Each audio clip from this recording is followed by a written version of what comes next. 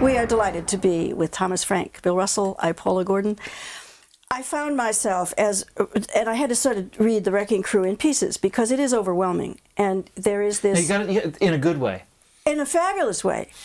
Because it it's says... also very depressing. And I'm sorry for saying this, but it was a challenge because there's so much in there that we've known, we've watched. You connect it in ways that I'd never seen it connected before. And in some ways, it's even more trivial than I thought. But it is also the know the truth and the truth will set you free. Or the truth will make you mad, or the truth will go buy you a big bottle of scotch. To get through it. Yeah. And then on the other side, you can, when you know, it really is the truth will set you free. When you know this stuff, when it is no longer just so big and so overwhelming that it shuts you down, which I think I've been maintaining for a decade, that America has been in the throes of a deep clinical depression. We just didn't know what to do. We were overwhelmed by all of this stuff, and it was getting worse and worse and worse. But I'm helpless. And helplessness is one of those markers for depression. Well, the way you get unhelpless, the way you start back up that very high mountain where I'm going to have to climb to put it all back together again, is to know what in the world was going on in this crazy place. Yeah. I wrote myself one note. I wrote myself many notes on the other pages, but on the back of the book, I have my own back leaf. It is Market Uberalis. My God, Paula, show that to the camera. No, Market Uberalis. And it seemed to me, I grew up in a very religious family, and I once asked, what's the difference between the Old Testament and the New Testament? And this is a little kid answer. Well, the Old Testament tells you what not to do, and the New Testament tells you what to do. Yeah. And I said, well, what's this first one about, I'm the only God and you shouldn't worship any other? Oh, okay, that's the first commandment. Well, when you, and the second, the New Testament is do right, love each other. But when you have violated that first commandment, which is 4,000 years old and represents at least Western civilization's part of our heritage, when you have violated that first commandment, and Market Uberalis is the defining, forgive my corrupting the word, ethic, yeah, that has profound consequences. It certainly does. I mean, just before the break, Bill said it. I mean, this is the market applied to politics, and that is the thesis of the book. In a single sentence, these are the instruments by which market forces were applied to the state. And they sometimes say this very openly and directly. George Bush himself has said government should be market-based. Government should think about that. Government should be market-based. What does it mean to put the public functions at the service of profit? Well, it means we're all seeing what it means. It means that you outsource the departments. Did I mention it wasn't sustainable? Well, what you're also describing is the mafia.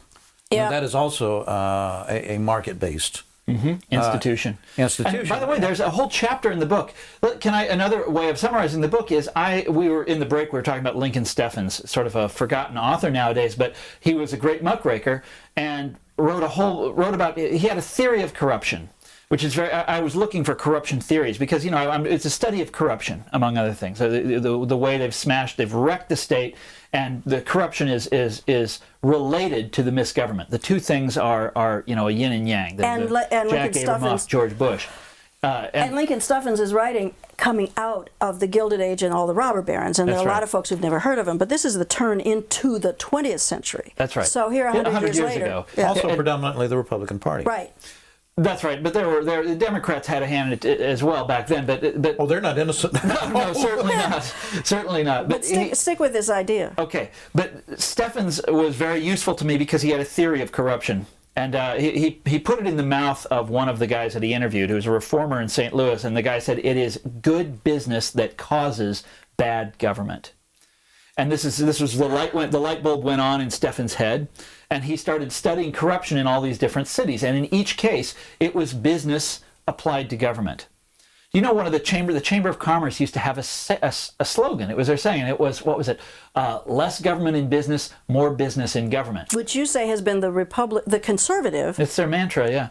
It's always. Yeah. It sounds benign on the surface. You want government to be able to do, basic bookkeeping. Oh, people say that to me all the time. We just need to be more business-like in government. But in one sense, that's perfectly harmless. But what they mean, think about the deeper meaning of that. To like Bush says, government should be market-based. based, or like they said in the Clinton era, you needed entrepreneurial government. You need, and all, what this means, of course, is it's turning government over to the market. It's getting rid of the civil service, putting them on a for-profit basis. But when government is for profit, then government is up for, it's no longer democracy. It answers to money, not to we the people. It's plutocracy. And this is also what Steffens discovered. And he used to say in his book, in what I think it's in his autobiography, he would relate how he would sit down with these very corrupt politicians in different cities. He loved to do this. And he would tell them his theory. And he'd say, look, what you're doing seems like good business. You're making a lot of money here in Philadelphia or whatever it is, but think about what you're doing to the country that you love. And these people were all, they loved their country. Everybody does.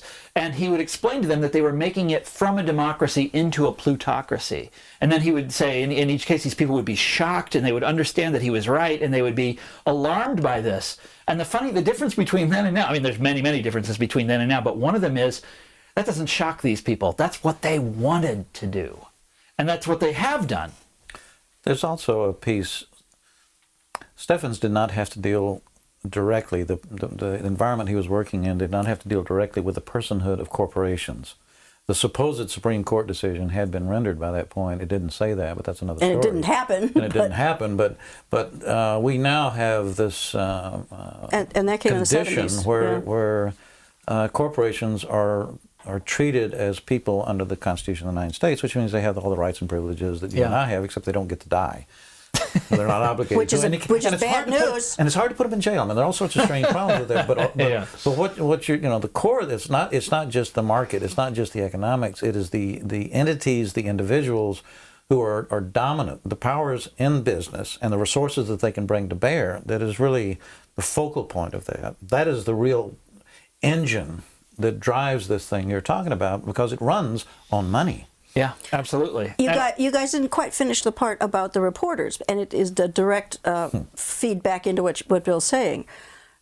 Some of the answer to why it hasn't been reported is because these reporters work for and get their living from big businesses who are making big money off of this very process. But I should also mention that reporters they don't do analysis. They don't connect dots. Well, they could. If they felt like it, but they wouldn't be able to do it in the newspaper, not in the newspaper's time. They wouldn't. Look, I didn't report all of this stuff firsthand. My stuff comes from the Washington Post, the New York Times, the Wall Street Journal, and things like Government Executive Magazine, which you would only read if you live in Washington, D.C. Yeah. No, but hey, if you want to write a book like this, you're going to be reading Government Executive Magazine. Insomniac, I assume. And hey, there's some good reporters over there. I mean, I've made friends with them. At least they collected this stuff for you. But then it's up to people like me to try to develop a theory out of this. And so that's what I was trying to do, is what Lincoln Steffens did, was develop a theory. Now let me take a step back here. There is the second to last chapter of the book is about the conservatives' corruption theory, because they got their own corruption theory. And you know what their theory is? Yeah, can you do it in 12 seconds? It's not that the state might be corrupted, it's that the state is corruption. How you like that, Paula? It takes my breath away. We're going to be back in a moment. I'll think about it. Stay with us.